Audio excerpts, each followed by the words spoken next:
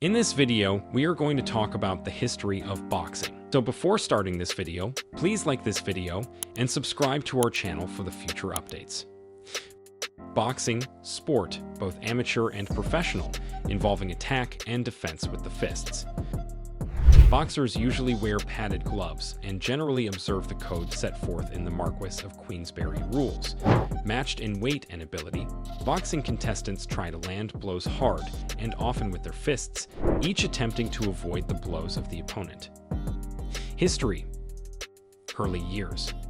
Boxing first appeared as a formal Olympic event in the 23rd Olympiad, 688 BCE. But fist-fighting contests must certainly have had their origin in mankind's prehistory.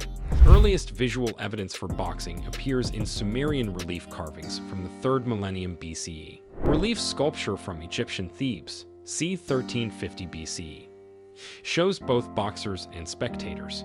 The few extant Middle Eastern and Egyptian depictions are of bare-fisted contests with, at most, a simple band supporting the wrist.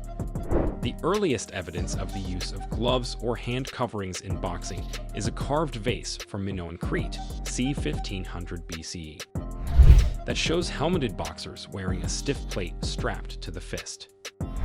Serena Williams poses with the Daphne Accursed Trophy after winning the women's singles final against Venus Williams of the United States on day 13 of the 2017 Australian Open at Melbourne Park on January 28, 2017 in Melbourne, Australia. Tennis sports. Great moments in sports quiz. The earliest evidence of rules for the sport comes from ancient Greece. These ancient contests had no rounds. They continued until one man either acknowledged defeat by holding up a finger or was unable to continue. Clinching, holding an opponent at close quarters with one or both arms, was strictly forbidden. Contests were held outdoors, which added the challenge of intense heat and bright sunlight to the fight. Contestants represented all social classes.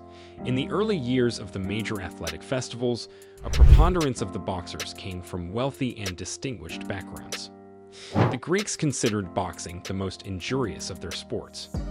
A 1st century BC inscription praising a pugilist states, "A boxer's victory is gained in blood." In fact, Greek literature offers much evidence that the sport caused disfigurement and occasionally even death. The bare-knuckle era. Boxing history picks up again with a formal bout recorded in Britain in 1681, and by 1698 regular pugilistic contests were being held in the Royal Theatre of London. The fighters performed for whatever purses were agreed upon plus stakes, side bets, and admirers of the combatants wagered on the outcomes. These matches were fought without gloves, and for the most part, without rules. There were no weight divisions, thus there was just one champion, and lighter men were at an obvious disadvantage. Rounds were designated, but a bout was usually fought until one participant could no longer continue. Wrestling was permitted, and it was common to fall on a foe after throwing him to the ground. Until the mid-1700s, it was also common to hit a man when he was down. The Queensberry rules. Though the London prize ring rules did much to help boxing, the brawling that distinguished old-time pugilism continued to alienate most of England's upper class, and it became apparent that still more revisions were necessary to attract a better class of patron. John Graham Chambers of the Amateur Athletic Club devised a new set of rules in 1867 that emphasized boxing technique and skill. Chambers sought the patronage of John Sholto Douglas, the 9th Marquis of Queensberry, who lent his name to the new guidelines. The Queensberry rules differed from the London rules in 4 major respects. Contestants wore padded gloves. A round consisted of 3 minutes of fighting followed by a minute of rest. Wrestling was illegal, and any fighter who went down had to get up unaided within 10 seconds. If a fighter was unable to get up, he was declared knocked out, and the fight was over. During this period, the introduction of the first weight divisions also took place. The boxing world. Economic impetus. By the early 20th century, boxing had become a path to riches and social acceptance for various ethnic and racial groups. It was at this time that professional boxing became centered in the United States, with its expanding economy and successive waves of immigrants. Famine had driven thousands of Irish to seek refuge in the United States, and by 1915 the Irish had become a major force in professional boxing, producing such standouts as Terry McGovern, Philadelphia Jack O'Brien, Mike Twin Sullivan, and his brother Jack, Packy McFarland, Jimmy Clappy, and Jack Britton, among others. German, Scandinavian, and Central European fighters also emerged. Outstanding Jewish fighters such as Joe Choinsky, Abe Battelle, Battling Levinsky, and Harry Lewis were active before 1915 and were followed by a second wave consisting of Barney Ross, Benny Leonard, Sid Terrace, Lou Tendler, Al Singer, Maxie Rosenblum, and Max Baer. Italian-Americans to reach prominence included Tony Canzoneri, Johnny Dundee, Rocky Marciano, Rocky Graziano, Carmen Basilio, and Willie Pep. Jack Johnson. African Americans also turned to boxing to fight their way to the top, and foreign-born black boxers such as Peter Jackson, Sam Langford, and George Dixon went to the United States to capitalize on the opportunities offered by boxing. Of African American boxers, Joe Gans won the World Lightweight Championship in 1902, and Jack Johnson became the first black heavyweight champion in 1908. Before and after Jack Johnson won his title, prejudice against black boxers was great. Gans was frequently forced by promoters to lose to or underperform against less talented white fighters. Other black fighters found it difficult or impossible to contend for championships, as white boxers refused to face them. For instance, John L. Sullivan refused to accept the challenges of any black, and Sullivan's successor, Jim Corbett, refused to fight the black Australian Peter Jackson, although Jackson had fought Corbett to a 63-round draw before Corbett became champion. Jack Dempsey continued the tradition by refusing to meet the African-American Harry Wills. During Jack Johnson's reign as champion, he was hounded so relentlessly that he was forced to leave the United States. Professional organizations. World Professional Boxing has no one controlling body that is universally recognized. This situation had its origins in the United States in 1920, when two organizations were established: the National Boxing Association, a private body, and the New York State Athletic Commission, a state agency.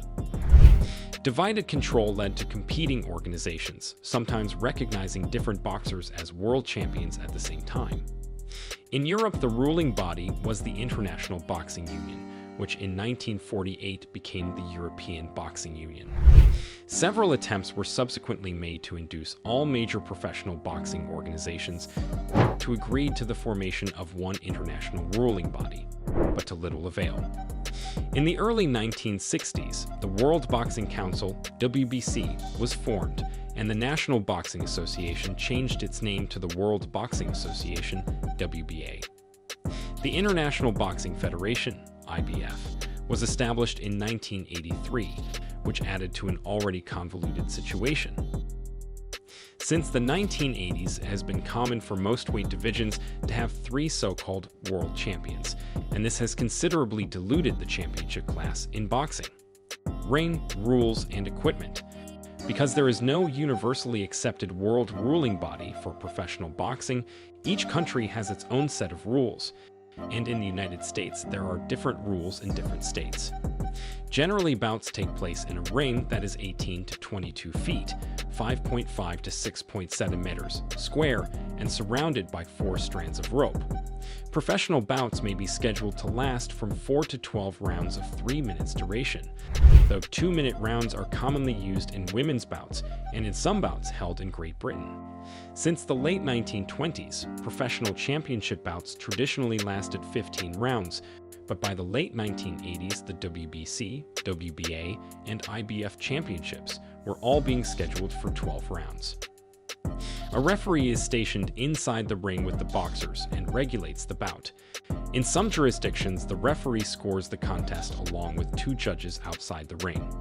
In most jurisdictions, however, the referee does not participate in the judging, and 3 ringside officials score the bout. The officials award points to each boxer for each round, and a boxer must win on 2 of the 3 scorecards to earn a decision victory. In Olympic bouts, 5 judges score the fight electronically by pushing a button whenever a punch is believed to have landed on a boxer. No punch is registered as a hit unless at least 3 judges press their buttons within a second of each other. Padded gloves ranging from 8 to 10 ounces, 227 to 283 grams in weight are worn by the boxers. Boxing in art, literature, and film. For such a brutal trade, boxing has attracted more than its share of artists and writers. Of course, it may be more accurate to say that it is boxing's seminate display of aggression that accounts for its appeal. If all life is ultimately a Darwinian struggle for survival, then boxing at least has the virtue of being open about it. Boxing is also said to foster the manly virtues of discipline and fortitude. According to the Duke of Wellington, boxing tends to produce and keep up that natural undaunted bravery and intrepidity, which has enabled our armies to conquer in many a hard-fought battle. Whatever its psychological hold, the sport has always inspired wonder and admiration, as well as repugnance, moving the artist to pick up pen, brush, chisel, or camera. What do you think of our video? Let me know in the comments section below. If you enjoy this video and want to hear from me again, be sure to hit that subscribe button before you go. Thanks for watching.